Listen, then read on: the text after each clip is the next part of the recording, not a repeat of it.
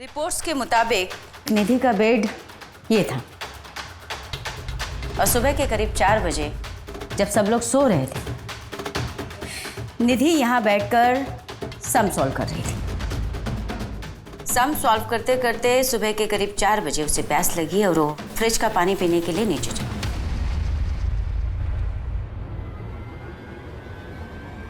जया के दिए हुए स्टेटमेंट के हिसाब से जया सो रही थी, पर उसने निधि को कमरे से बाहर निकलते हुए देखा।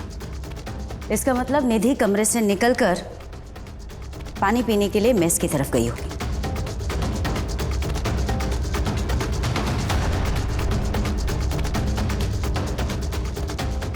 पुलिस फाइलिंग के हिसाब से आज से 15 साल पहले फ्रिज यहाँ कहीं था, जहाँ पर उन्हें एक गिरी हुई बोतल भी मिली थी। शायद वही बोतल जिससे निधि ने पानी पिया होगा।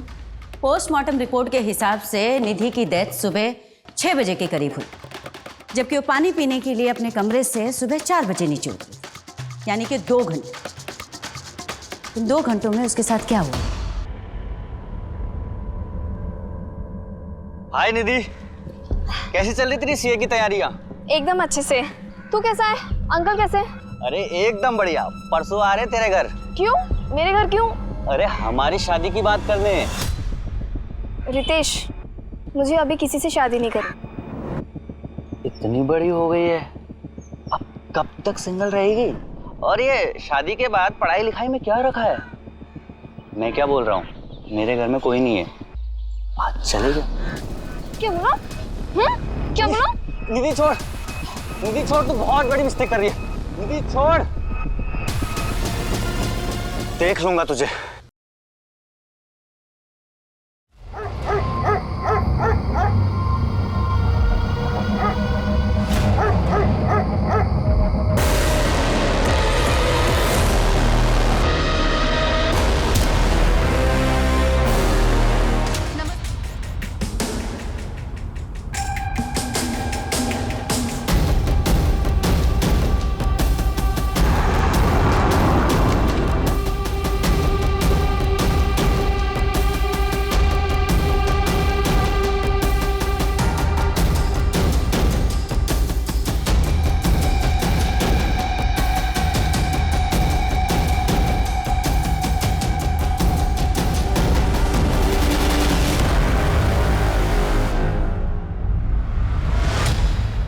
इस केस को 20 साल हो गए हैं जेनिफर, इस बार कहां से शुरू करना है? योर ऑनर, फाइल नंबर 1 से।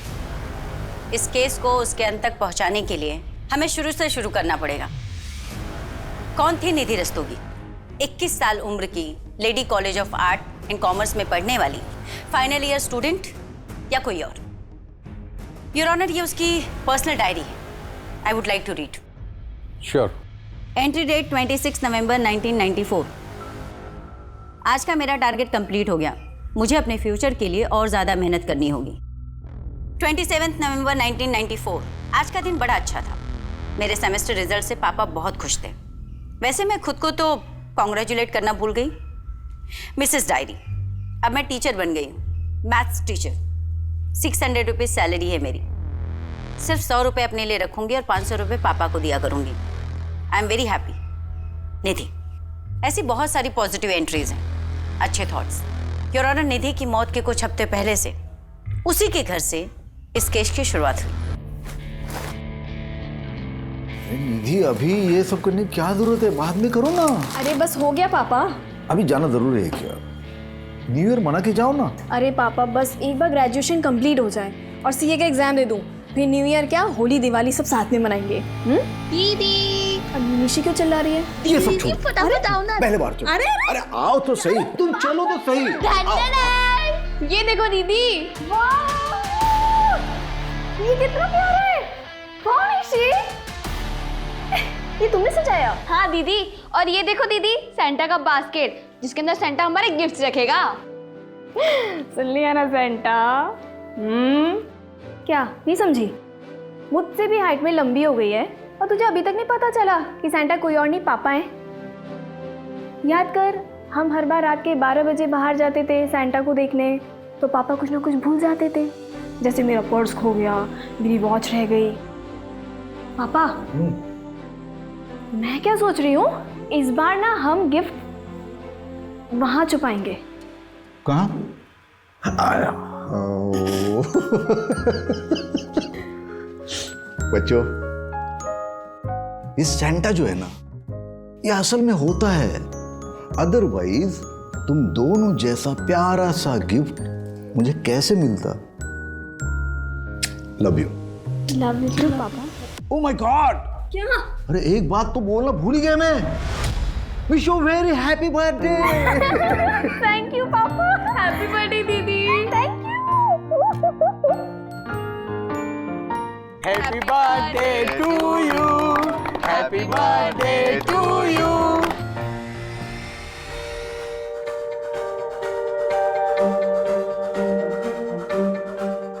निधि की पढ़ाई लिखाई में तो बहुत खर्च होता होगा ना, क्योंकि पंजिम के अच्छे कॉलेज में पढ़ती है ये। मेरा कोई खर्च नहीं होता, उल्टा 600 रुपए हर महीने निधि मुझे भेजती है। 600 रुपया हर महीने? किस बात के? वो क्या है, निधि जिस कॉलेज में पढ़ती है ना, उनका एक स्कूल भी है, तो वहाँ की मैथ्स की जो टीचर है वो 6 महीने के लिए छुट्टी पे गई हुई है। और निधि का मैथ्स तो तुमको पता है, 99 से नीचे कभी लाया नहीं उसने। तो उन स्कूल वालों ने इसे ऑफर दिया ट्यूशन के लिए। अब नेक्स्ट महीने से कराटे भी सिखाएगी, मतलब सैलरी होगी 1000 रुपया महीना। अरे वाह, क्या बात है, ये सुन के तो बहुत खुशी हुई निधि। हाँ, थैंक यू अंकल। वैसे आज अगर भाभी जी जिंदा होती ना, तो वो तो मेरे मुंह में मिठाई ठूस ठूस के मेरा शुगर ही हाई कर देती थी। अरे तुम्हारे शुगर को लो करते। आओ वाइन पीते। हाँ चलो चलो।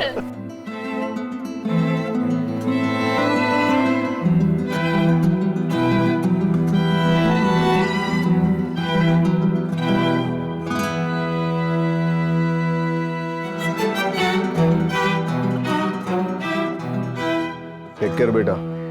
और हाँ, 24 घंटे ना किताबों में घुसे मत रहना, थोड़ा खाने पीने का भी ध्यान रखना है? अभी 53 किलो की हो तुम, अगर 52 भी हो जाओगे ना तो उन हॉस्टल वालों की खैर नहीं बता रहा हूँ। 55 की हो जाऊंगी बस। अरे वो इतना भी खाने पीने का ध्यान मत रखना, पढ़ाई पे कंसंट्रेट करना, पढ़ाई मन लगा के कर। और हाँ, wish you very happy new year in advance. Happy new year in advance पापा। हैप्पी न्यू ईयर दी। Happy new year. और हाँ, फोन जरूर करना। हर साल अपने क्लास में आने वाली टॉपर, एक माहिर कराटे फाइटर, और उससे भी कहीं ज्यादा हैप्पी गो लकी, एक खुश मिजाज लड़की। योर ऑनर, अगर आज वो जिंदा होती तो उसकी कहानी कुछ और होती। पर अक्सर देखा गया है कि सबसे ज्यादा ब्राइट चमकने वाला हीरा किसी ना किसी की आंख में खटकते रहता है। निधि के साथ भी वैसा ही कुछ। 1 2 3 4। हाँ हाँ हाँ हाँ। और ऊपर हाँ। तो आज हम क्लास यहीं पे एंड करते हैं। कल हम शाम को 5 बजे मिलेंगे, 5 PM sharp. Okay? Thank you ma'am. Thank you. Hi Nidhi, काफ़ी अच्छा फीडबैक है तुम्हारा, स्टूडेंट्स भी तुम्हें काफ़ी पसंद करने लगे। एक बार अपनी पढ़ाई पूरी कर लो, उसके बाद मैं तुम्हें as senior math teacher promote करवा दूँगा। सैलरी भी अच्छी होगी, साथ में अपना B.Ed भी कर लेना। Thank you very much sir. अरे थैंक यू की कोई बात नहीं, यू डिजर्व इट। अच्छा, तुम्हारे पास मेरा लैंडलाइन नंबर है? कोई भी काम हो, कॉल मी एनी टाइम, दिन हो या रात, सोचना मत, just come to my home. Take care. Take care sir. मेरा सामान किसने फेंका? मैंने। जानवी, तुम्हारा प्रॉब्लम क्या है? प्रॉब्लम है ना तू है। ये जो तेरा अटेंशन सीकर वाला एटीट्यूड है ना, ये जरा अपने पास रख। तुम्हारी प्रॉब्लम्स प्लीज मेरी जगह से निकल जाओ। वरना क्या कर लेगी? हाँ, 2-4 कराटे के मूव्स दिखाएगी। चल दिखा, चल दिखा दिखा दिखा ना। ओए, क्या हो रही है? चलो दोनों अपनी जगह पे। वार्डन दीदी, प्लीज मेरा रूम चेंज कीजिए, मुझे यहाँ नहीं रहना। वार्डन दीदी, आप है ना इसको इस सड़ियल रूम में रहने दीजिए, आप मेरा ही रूम चेंज करवा दीजिए। Janhvi, mind your tone.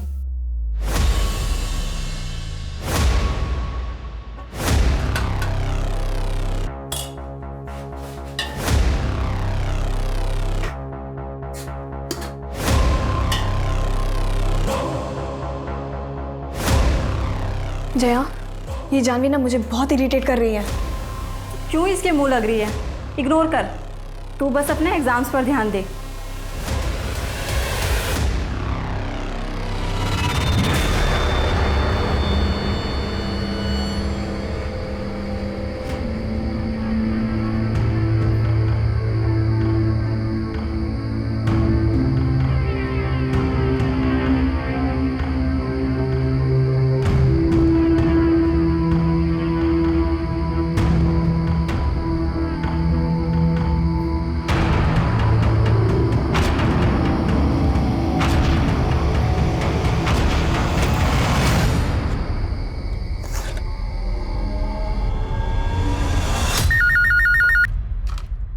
Hello.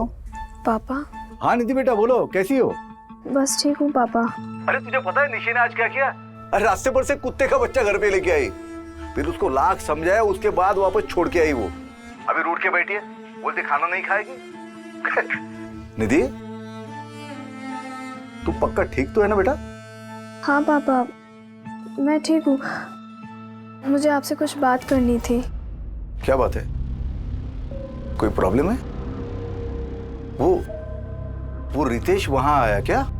नहीं पापा, रितेश की बात नहीं है। तो बेटा खुल के बोलना, क्या बात है? पापा मैं आपसे बाद में बात करती हूँ, मेरी वो दोस्त आ गई है। ठीक है, तुम मुझे जरूर फोन करना, मैं इंतजार करूंगा तुम्हारे फोन का।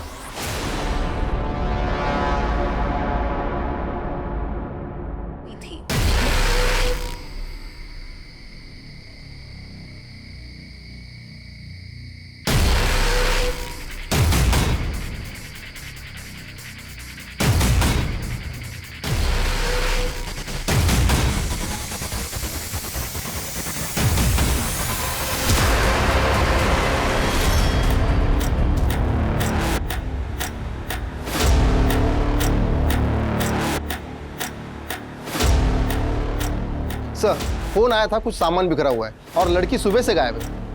सारे हॉस्टल को अच्छे से चेक करो। सर सर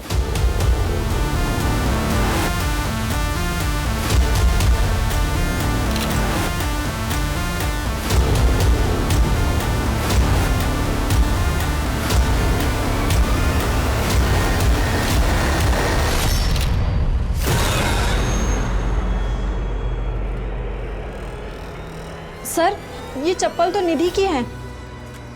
उधर पूरा कमरा अच्छे से चेक करो।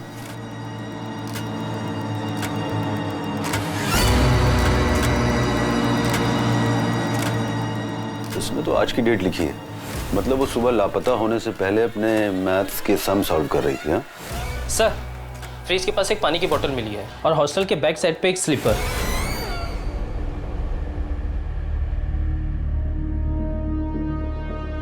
सर यहाँ मिली है चप्पल।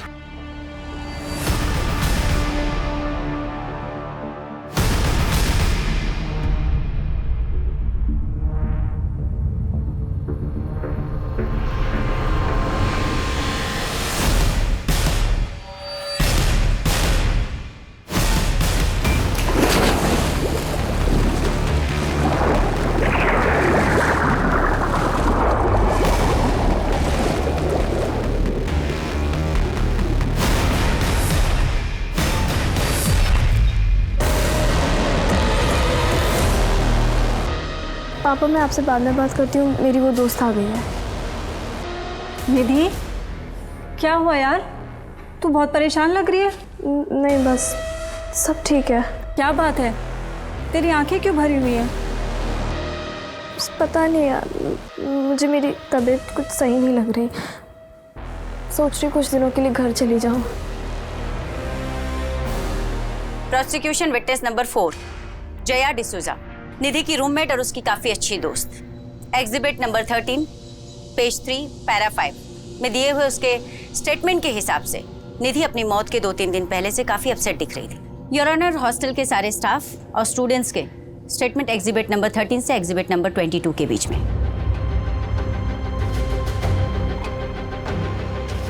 सर यकीन ही नहीं हो रहा कि निधि अब हमारे बीच नहीं रही। पता नहीं उसने ये सब किया ही क्यों।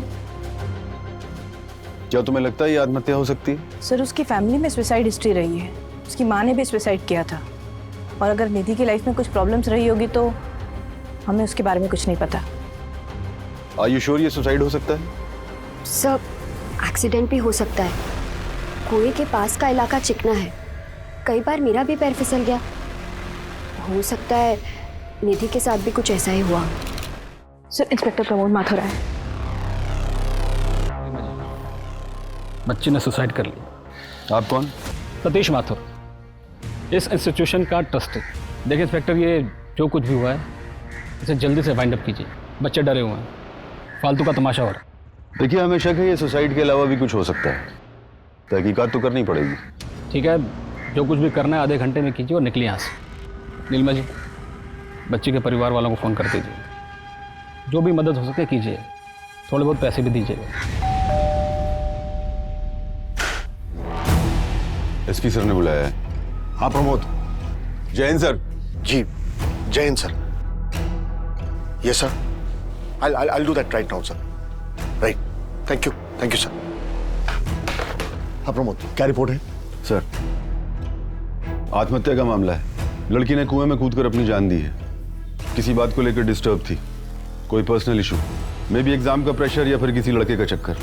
पोस्टमार्टम रिपोर्ट क्या कहती है? Same sir, suicide, no foul play. लड़की की बॉडी उसके घर वालों को पहुंचा दी है। Good job. ये केस को जल्दी सॉल्व करना हमारे लिए बहुत जरूरी था। बहुत प्रेशर है सर। अब एक काम करो, केस को क्लोज करो और कोर्ट का डेट ले लो। सर लेकिन ये कैसे पॉसिबल है बताइए? It's not possible sir. ये लोग क्या बोल रहे हैं कि मेरी बेटी ने आत्महत्या की?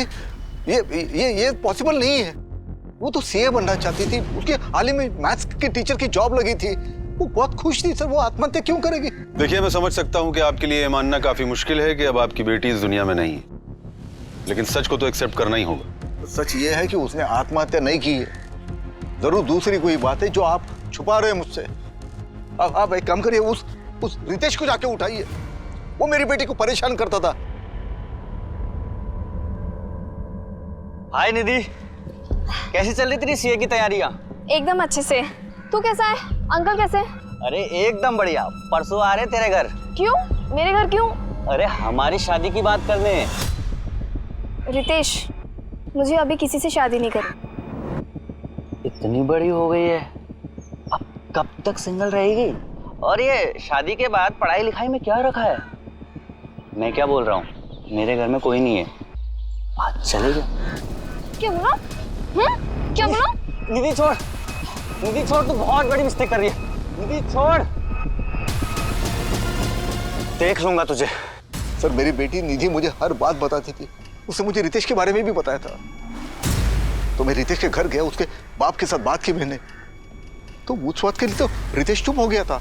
लेकिन शायद ये बात उसके मन में घर कर गई हो और उसने बदला ले लिया इस बात का। तो आपके कहने का मतलब यह है कि रितेश सुबह सुबह आपकी बेटी के हॉस्टल पहुंचा, जहां पहले से बहुत सारी लड़कियां थी, और उन सबके बीच वो उसको उठाकर नीचे लाया, उसको मारा और कुएं में फेंक दिया, और किसी ने एक आवाज तक नहीं सुनी।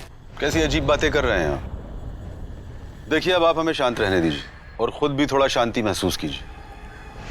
बेटी मरी है आपकी। महज एक हफ्ते में लोकल पुलिस टीम ने इस केस को आत्महत्या बताकर बंद कर देना चाहा, पर हिंदुस्तान की किसी भी अदालत में यह पहला ऐसा केस था जहां पर अदालत खुद ये मानने के लिए तैयार नहीं थी कि निधि ने आत्महत्या की। कोर्ट का सीधा सा सवाल था कि अगर निधि ने आत्महत्या की है तो हॉल में सामान बिखरा हुआ क्यों है? उसके बाद कुल मिलाकर पिछले 15 सालों में 6 टीमों ने इस केस की इन्वेस्टिगेशन की, पर उनमें से कोई भी टीम किसी भी नतीजे पर नहीं पहुंची। फिर स्पेशल यूनिट को यह केस 5 साल पहले यानी कि 2010 में सौंप दिया गया, जिसमें मैं और मेरी टीम अपॉइंट हुए।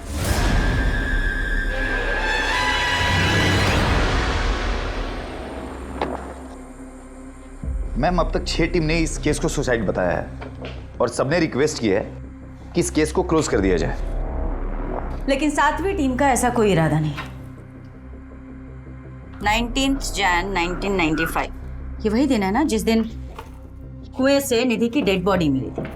अगर 1 मिनट के लिए मैं मान भी लेती हूँ कि उसने सुसाइड कमिट किया, तो सुसाइड कमिट करने से पहले वो ये मैथ्स के सम क्यों सॉल्व कर रही थी?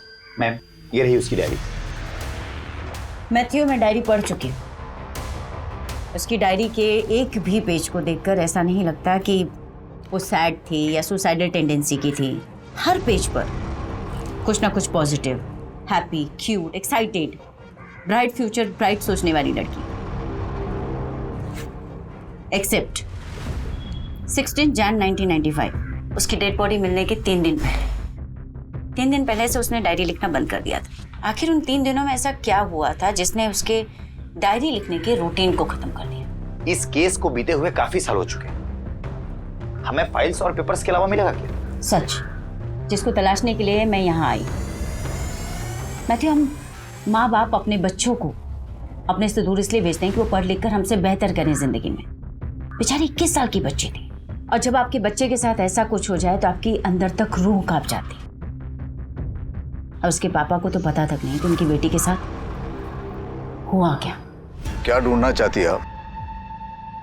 और आपके बाकी साथियों ने क्या ढूंढा है? यही ना कि मेरी बेटी का किसी के साथ अफेयर था, वो फिजिकल रिलेशन में थी। हर 2-3 साल के बाद कोई ना कोई आता है और हमारे जख्म खुरेद कर चला जाता है। क्यों?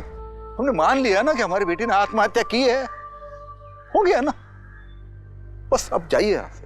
आपने भले मान लिया कि आपकी बेटी निधि ने आत्महत्या की थी, लेकिन हम नहीं मानते। हमें पूरा शक है कि निधि की मौत के 3 दिन पहले उसके साथ जरूर कुछ हुआ था, जिसकी वजह से वो बहुत अपसेट थी, खुश नहीं थी। शायद ऐसा कुछ जो 3 दिन बाद उसकी मौत का कारण बना। देखिए रस्तोगी साहब, मैं आपका दर्द समझ सकती हूँ। हम केस सॉल्व करने के बहुत करीब हैं। अगर आप थोड़ी सी मदद करें, थोड़ी हिम्मत दिखाएं, तो आपकी बेटी को इंसाफ जरूर मिलेगा। रस्तों,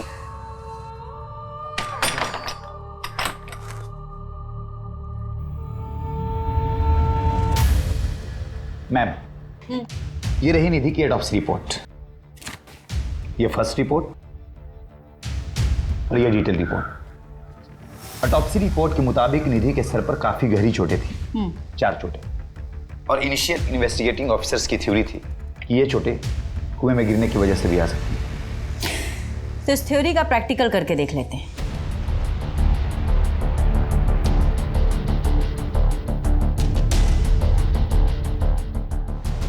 मैनिक्विन लाओ।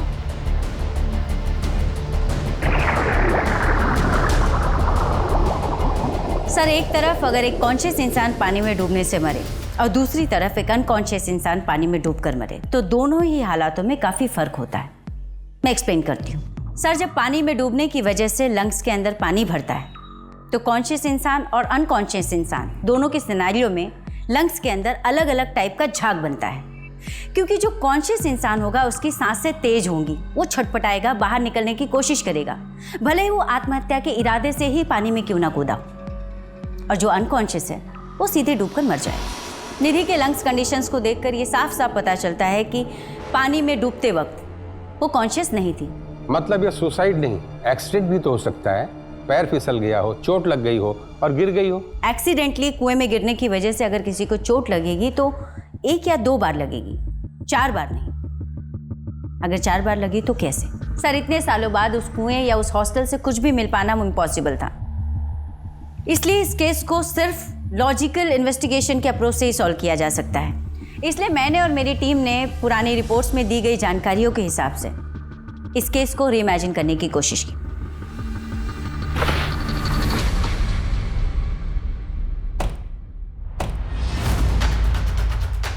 रिपोर्ट्स के मुताबिक निधि का बेड ये था और सुबह के करीब 4 बजे जब सब लोग सो रहे थे, निधि यहाँ बैठकर सम सॉल्व कर रही थी।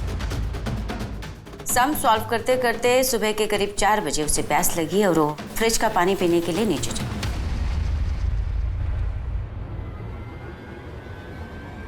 जया के दिए हुए स्टेटमेंट के हिसाब से जया सो रही थी, पर उसने निधि को कमरे से बाहर निकलते हुए देखा। इसका मतलब निधि कमरे से निकलकर पानी पीने के लिए मेस की तरफ गई होगी।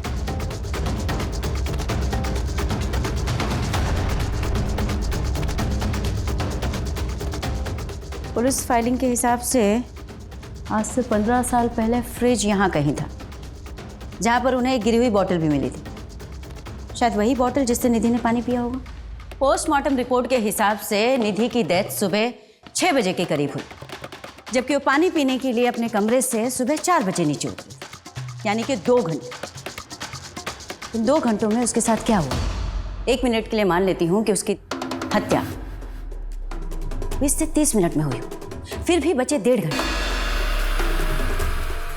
1.5 घंटे निधि कहाँ थी? मैम, रिपोर्ट के मुताबिक नीलिमा इस कमरे में रहा करती थी।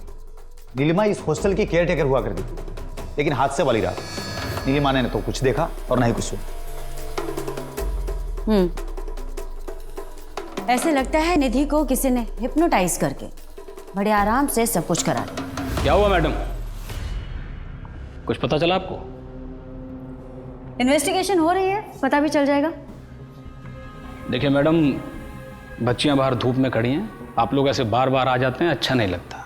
अब आप कहोगे ना सब, जाइए और रिपोर्ट फाइल कीजिए। और क्या फाइल करूं रिपोर्ट में?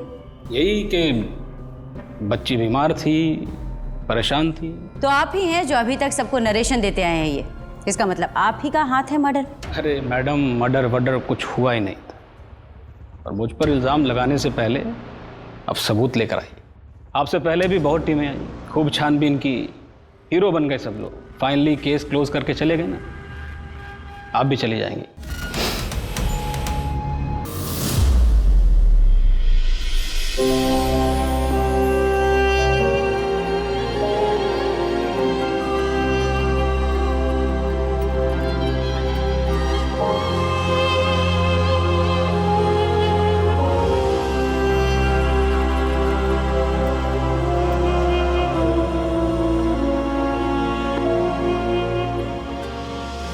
क्राइम सीन की फोटोज तुमने ही खींची थी ना? कुछ अजीब सा लगा था तुम्हें, जिससे हमें ये पता चल सके कि एग्जैक्टली उस रात हुआ क्या था? आपके पास डेड बॉडी के सिर्फ 3 फोटो हैं, मैंने 7 सबमिट किए थे। 7? पर पुलिस फाइल में तो इसका कहीं कोई जिक्र नहीं। लड़के के गले पे नाखून के निशान थे, उसके सिर के पीछे जो चोट लगी थी वो लंबाई में कट था, शायद किसी लकड़ी या ऐसी किसी चीज़ से मारा गया हो। लेकिन कोर्ट में सिर्फ 3 ही फोटो सबमिट हुई। तो बाकी की 4 फोटो तुम्हारे पास हैं? 15 साल हो गए मैडम। उस वक्त हमारा काम सिर्फ रील पे चलता था, रील और कैमरा दोनों तोड़ दिए गए हमारे। किसने तोड़ा? आपकी हर एक टीम को बताया था मैडम। पहली टीम पर ऊपर से बहुत प्रेशर था, शायद कोई पहुंचा हुआ आदमी शामिल था। स्टेटमेंट दोगे? कितनी बार दूं सर? ठीक है मैडम, दे देते हैं, लेकिन होगा क्या? आपके पास भी किसी ऊपर से फ़ोन आएगा और आप भी स्टेटमेंट सबमिट नहीं कर पाओगे। पहुंचा हुआ आदमी? आखिर कौन है ये पहुंचा हुआ आदमी जिसने आज से 15 साल पहले पुलिस, रिकॉर्ड, स्टेटमेंट सब कुछ मैनेज कर लिया? जरूर पहले की टीम्स पर इस आदमी का दबाव रहा होगा। कहीं हम पे भी ये दबाव बनाया तो? नहीं मैथ्यू, अब 15 साल हो चुके, मुझे नहीं लगता कि अब वो कुछ कर पाएगा। पर फिर भी अगर हम पे कोई प्रेशर आया तो? फिर तो और अच्छा हो, हमें आसानी होगी उसे ट्रैक करने में। मैडम, पिछले 15 सालों में टीवी पर न जाने कितने सारे केसेस सुने, सबको इंसाफ मिला, कुछ नहीं तो अरेस्ट तो हुआ, लेकिन मेरी निधि को आज तक इंसाफ नहीं मिला। सर, माफ़ी चाहती हूँ, आपको अपनी बेटी के इंसाफ पाने के लिए इतना लंबा इंतज़ार करना पड़ा, बट आई प्रॉमिस कि मैं पूरी ईमानदारी से इन्वेस्टिगेशन करूँगी, एक भी पहलू नहीं छोड़ूंगी। बेटी के खोने का दर्द क्या होता है मैं समझ सकती हूँ, मेरी भी एक 6 साल की बेटी है। सर, मैं जानना चाहती हूँ कि इन 15 सालों के दौरान जो भी टीम इन्वेस्टिगेशन कर रही थी, कभी भी आपको ऐसे महसूस हुआ कि उन पर कोई दबाव डाला जा रहा है, उन्हें प्रेशराइज किया जा रहा है कि वो केस को रफा दफा कर दें?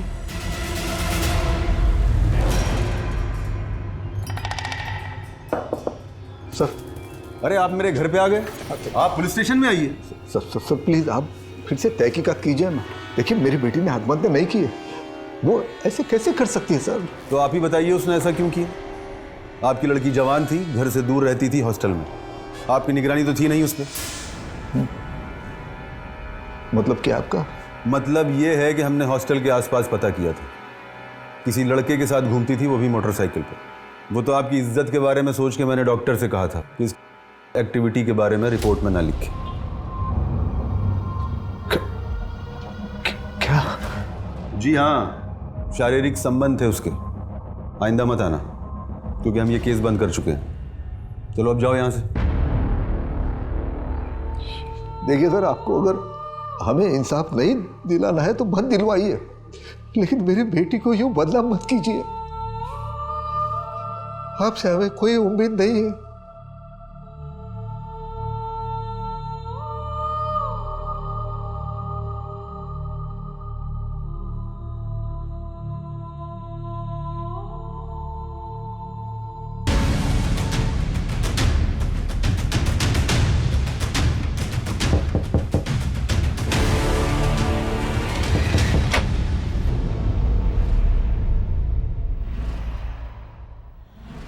फिर नई टीम, आप भी तहकीकात कर लीजिए, लेकिन होने वाला कुछ नहीं है।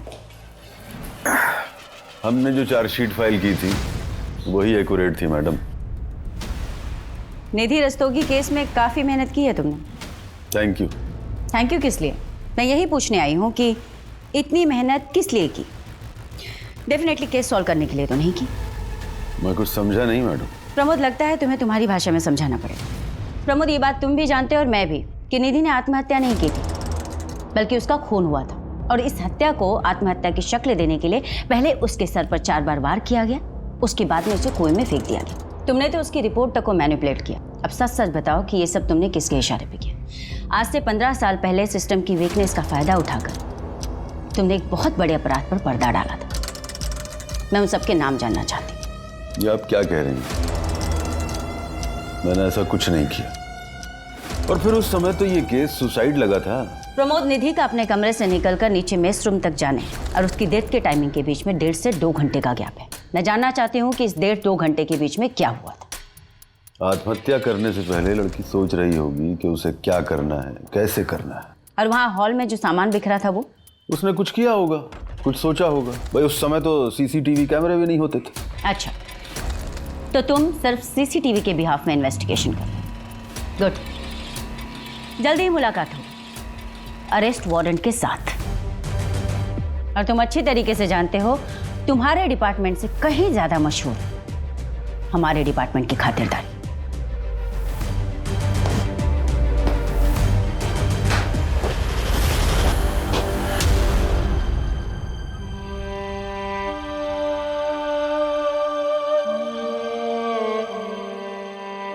पापा, मैं ना ये सब उंगलियों पे जोड़ जोड़ के ना तंग आ गई हूँ। प्लीज सैंटा को बोलो ना इस बार एक कैलकुलेटर गिफ्ट कर दे। निधि बेटा, ये तुम्हारा कैलकुलेटर। अरे हाँ, इस केस में एक नई ऑफिसर आई है। हाँ, जानता हूँ। कहीं आए कहीं गए, और मैं हर बार उम्मीद लगा लेता हूँ। क्या करूँ बेटा, आगे ही नहीं जा पा रहा हूँ। बस इतना जानना चाहता हूँ कि उस रात को क्या हुआ था, तो मुझे फोन पर क्या बताने वाली थी। पापा,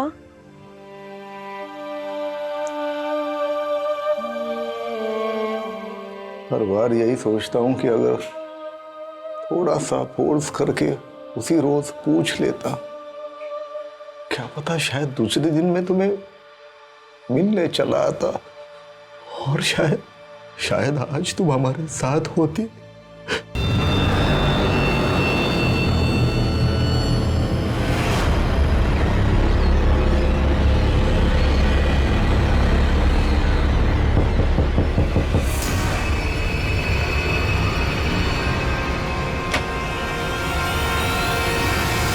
आप यहाँ?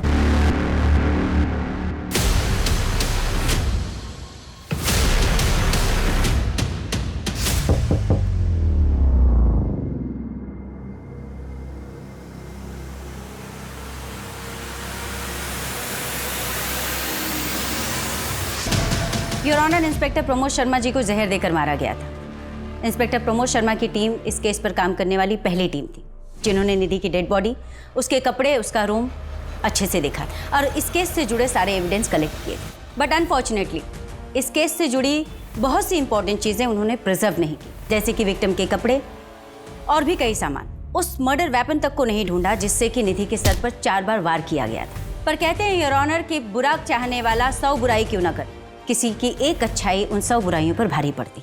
योर ऑनर, ये रहा पीयूष नायक का स्टेटमेंट और उसके खींचे हुए फोटोग्राफ्स। योर ऑनर, जो कोई भी बहुत ही पावरफुल और पहुंचा हुआ इंसान है, तभी पुलिस इन्वेस्टिगेशन से लेकर एविडेंस डिस्ट्रॉय करवाने तक हर जगह उसका अच्छा खासा इन्फ्लुएंस है। योर ऑनर, मुझे लगता है इंस्पेक्टर प्रमोद शर्मा जी की हत्या में भी उसी का हाथ होगा।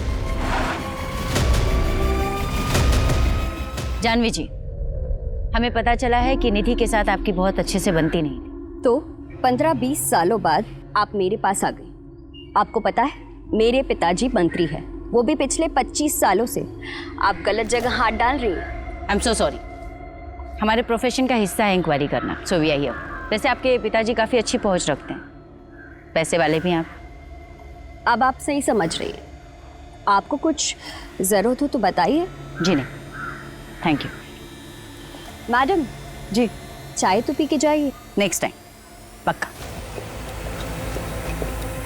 इसके बाप की कुंडली निकलवाओ। अगर ये लोग इतने ही पहुंचे हुए हैं तो ये जानवी जरूर इस केस में इन्वॉल्व होगी।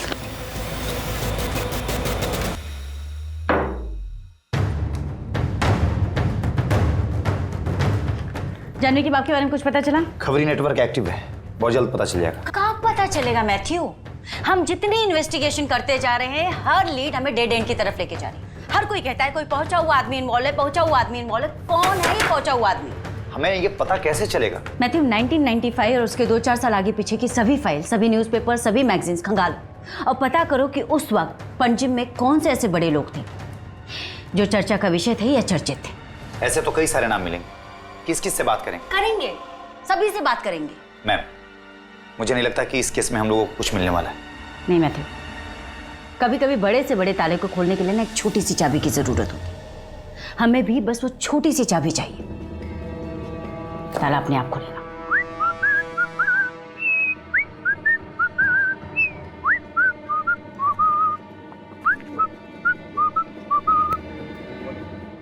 एक्सक्यूज मी दोस्त, पैराग्लाइडिंग करेंगे? पैराग्लाइडिंग ये भाई मैम, अपना जेस्की है, स्कूबा डाइव है, सब एकदम पैकेज में करा दूंगा, डिस्काउंटेड।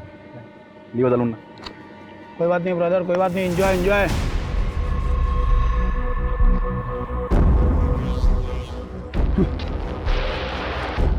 अब घर पे उड़ के जाना। नदीम अहमद पेशे से चोर, लेकिन इस केस में एक बहुत ही इंपॉर्टेंट कैरेक्टर है। भैया एक चाय देना कुल्हड़ वाली। Thank you.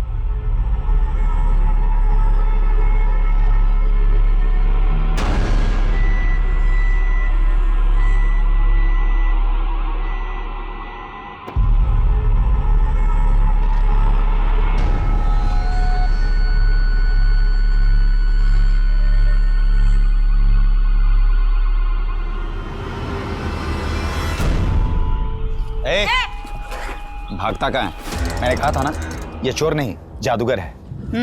पर आप लोग हो कौन? Special unit. वो जो टीवी पे बताते हैं वो? गोवा सुर्खियां।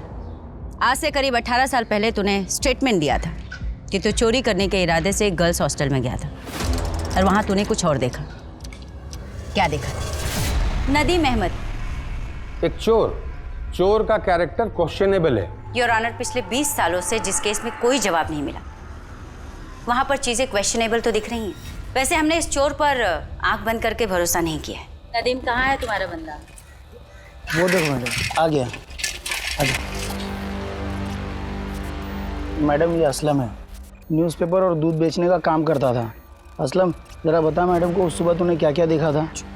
गर्ल्स हॉस्टल के अंदर मैम मर्दों का जाना एकदम से मना था। यहाँ तक कि मुझे पैसे देने भी गेट पर ही आते थे।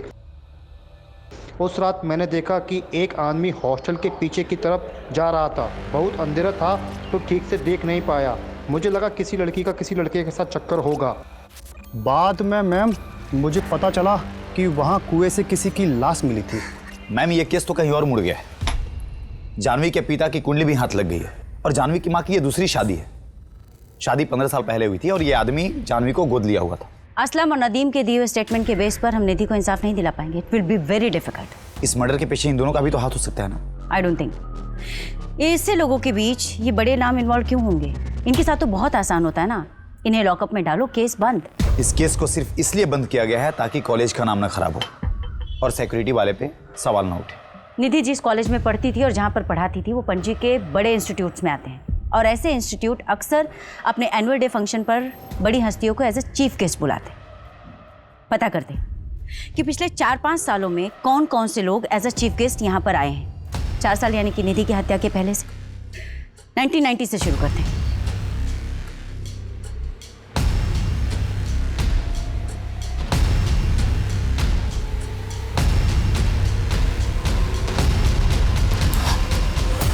मैम, मैंने सारे फोटोज देखे और इन फोटोज में मुझे कुछ पावरफुल लोग दिखे, लेकिन कनेक्शन कैसे ढूंढेंगे? मैथ्यू, मुझे लगता है ना कि हमें नए सिरे से शुरुआत करनी चाहिए।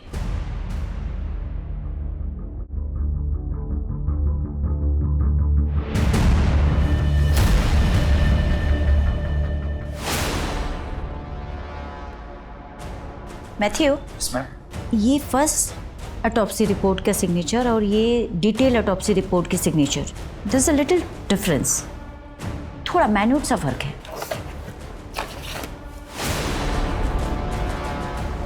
आप बिल्कुल सही कह रही हैं। दोनों सिग्नेचर के फ्लो में थोड़ा फर्क दिख रहा है। लगता है किसी दूसरे ने की है इस सिग्नेचर को। डॉक्टर शिवदर्शन रेड्डी, मैं sir Jennifer Pereira, special unit officer. Nidhi Rastogi case याद होगा आपको? बराबर याद है। 20 साल से वेट कर रहा हूँ, कोई तो आएगा मेरे पास इन्वेस्टिगेशन करते हुए। आजकल जहाँ टेक्नोलॉजी से लेकर सिक्योरिटी तक सब कुछ इतना एडवांस हो चला है, फिर भी कई केसेस में मैनिपुलेशन होता रहता है। तो इमेजिन कीजिए 20 साल पहले क्या कुछ नहीं होता होगा। आपका मतलब है इस केस की पोस्टमार्टम रिपोर्ट के साथ भी मैनिपुलेशन हुआ? उस बच्ची के साथ हुआ था। तो ये बात ऑटोप्सी में क्यों नहीं लिखी गई? लिखी गई थी, मगर कोई तो था जो ये चाहता था कि रिपोर्ट से ये सब कुछ मिटा दिया जाए। क्या आप हमें उसका नाम बता सकते हैं? जी नहीं, हम पे वो प्रेशर पुलिस टीम के थ्रू डाला जाता था। आपके इन्वेस्टिगेशन ऑफिसर्स इस केस को सुसाइड केस बताकर हमेशा के लिए क्लोज कर देना चाहते थे। क्या आप स्टेटमेंट देंगे? निधि रस्तोगी केस में आप भी इन्वॉल्व थे ना? मैं जानना चाहती हूँ कौन प्रेशराइज करवा रहा था? कौन नहीं करवा रहा था प्रेशराइजमेंट, बस सभी तो लगे हुए थे इस केस को ख़त्म करने में। मुझे भी धमकियाँ मिली। 21 साल की बच्ची थी वो। आपने भी तो प्रेशराइज किया था डॉक्टर रेड्डी को, नहीं? उदय जी, आई कैन अंडरस्टैंड, उस समय आपके पास पावर नहीं थी, पर आज मैं आपको पावर दे रही हूँ। आप रिवॉल्व कर सकते हैं। देखिए, एक एक्स गवर्नमेंट ऑफिसर की स्टेटमेंट बहुत मैटर करती है। अगर आप अपनी स्टेटमेंट दे दें तो एक परिवार को जस्टिस मिल जाएगा। नहीं मिलेगा जस्टिस मैडम, मैंने गिल्ड में रिजाइन दे दिया, लेकिन प्रमोद सर के साथ जो हुआ उसके बाद मुझे अपने और अपने परिवार की सिक्योरिटी के बारे में सोचना था। मैं गारंटी देती हूँ आपकी सिक्योरिटी की। 20 साल से एक बाप वेट कर रहा है जिसे पता ही नहीं कि उसकी बेटी के साथ हुआ क्या था, क्या हुआ था उस रात। अगर आप हिम्मत करेंगे तो इस बाप को जस्टिस मिल जाएगा। सॉरी मैडम, मैं सिर्फ इतना ही बोल सकता हूँ कि जो लोग इस केस में इन्वॉल्व है वो इस केस में जस्टिस नहीं होने देंगे।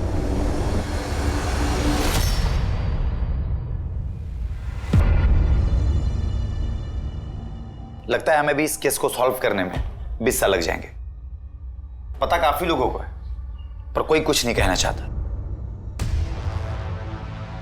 नीलिमा इस हॉस्टल की केयरटेकर हुआ करती थी, लेकिन हादसे वाली रात नीलिमा ने न तो कुछ देखा और न ही कुछ सुना। नीलिमा का कमरा मेस रूम के बगल में, माना कि वो सो रही थी, पर कुछ तो आवाज सुनी होगी उसने। मैथ्यू, वो नीलिमा की फाइल देना, उसकी पिक्चर सर। ये रही।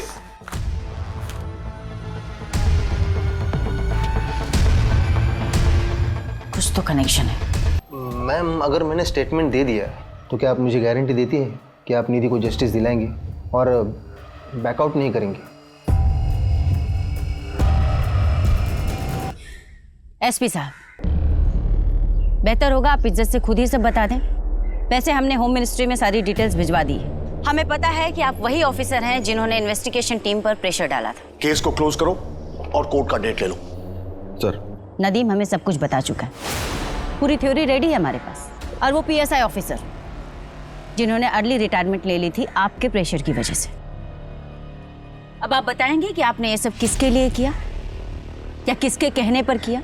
मैं उन्हें मना नहीं कर पाया, गुरु माना है मैंने उन्हें। हर इंसान में गलत भावना होती है, लेकिन हमें उसे काबू में रखना है। जब हमारा ध्यान अच्छी बातों में लगाएंगे तब सब कुछ अच्छा होगा। We have to move forward in our life. पीछे मत देखो, जो हुआ अच्छे के लिए होता है। हर इंसान में अच्छा करने की ताकत होती है। पॉजिटिव एनर्जी में जो ताकत है ना, वो किसी और चीज में नहीं। जब आप सोचते हो आई एम द बेस्ट, आप बेस्ट हो जाते हो। तो से with me, I am the best, I am the best, I am the best, I am the best. Donation पहुंच गई?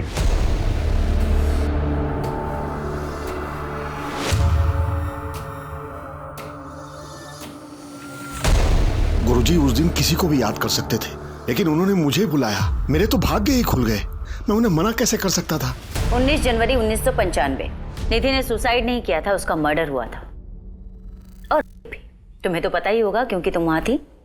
अगर तूने अपना मुंह किसी के सामने खोला ना तो तेरी बदन की सारी हड्डियां इतनी बार तोड़ूंगी कि डॉक्टर भी गिनते रह जाएगा। जिंदगी में बहुत कुछ पाना चाहती हो तुम, लक्ष्य होना जरूरी है और तुम वहाँ तक पहुँचोगी भी, लेकिन तुम्हें वहाँ तक पहुँचने के लिए मेरी ज़रूरत पड़ेगी। और जब भी तुम्हें मेरी मदद लगे मेरे घर चले आना, मैं तुम्हारी मदद करूँगा।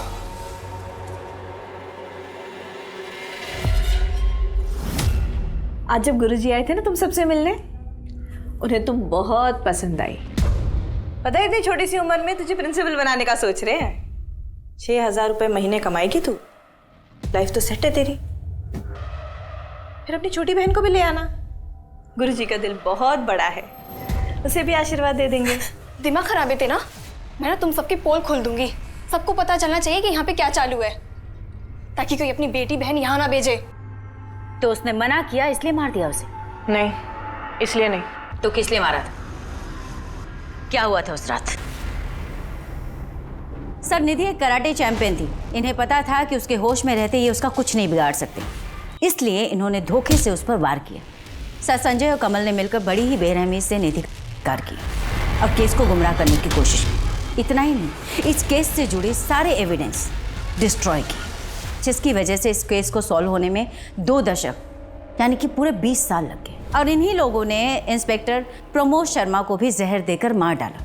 और ये सब सिर्फ इसलिए क्योंकि 16 जनवरी 1995 को यानी अपनी मौत से ठीक 3 दिन पहले निधि गलत समय पर गलत जगह जा पहुंची, जहां पर उसने कुछ गलत होते देखा। स्पेशल यूनिट के इन्वेस्टिगेशन को सुनने के बाद अदालत इस नतीजे पर पहुंची है कि निधि रस्तोगी ने आत्महत्या नहीं की थी, बल्कि उसकी हत्या हुई थी। 21 साल की निधि रस्तोगी, जिसके आगे पूरी जिंदगी थी, जो अपने सपनों को पूरा करने के लिए पूरी मेहनत कर रही थी, उस बच्चे की हत्या के इल्जाम में ये कोर्ट नीलिमा पेंडेकर, संजय शर्मा और कमल जैन को उम्र कैद की सजा सुनाती है।